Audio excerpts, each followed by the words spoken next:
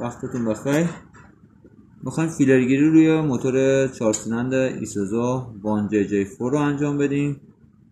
برای کلا موتورهای 4 سیلندر وقتی میخوایم فیلرگیری بکنیم باید سوپاپ در حال قیچی باشه و زمانی که میسوب در حالت قیچی هستش ما میتونیم میسوب 4 وقتی یک قیچی هست میسوب 4 تو حالت بازترین دورترین حالت هستم میگه و اونجا رو میتونیم فیلر بکنیم.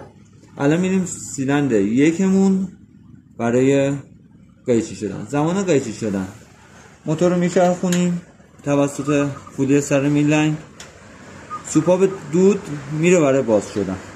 زمانی که سوپاپ دود داره باز میشه دقت به سوپاپ هوا هم باید بکنیم که سوپاپ هوا دود که بسته شد، الان دود داره بسته میشه، الان هوا میخواد باز بشه. در این حالت جفت این سوپاپ دود و هوا نزدیکترین حالت هم با هم دیگه. توی این حالتی که نزدیک هم دیگه هستن بادامک‌ها میگن حالت قیچی.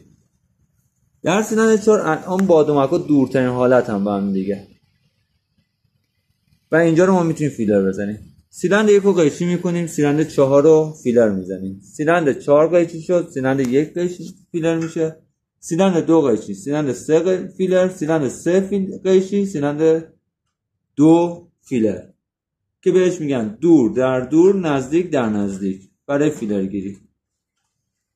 زمانی که اگر موتور نو دارین میبندین بهتره که بار اول موتور رو یک بار بچرخونین. اگر خیالتون داغ شد که موتور تایمش درست هستش بعد اقدام به فیلرگیری میکنین.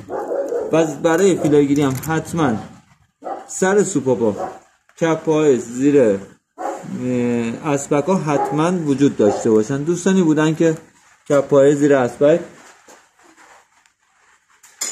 که الان بهتون نشون میدم این قسمت هستش، این کپ‌ها نبوده، فیلرگیری کردم و اسپک مستقیم روی سوپاپ بوده، فیلرشون خوب در نیامده. دقت کنید 16 تا کپ‌های روی سوپاپاتون باشه وقتی میخواین فیلرگیری بکنید.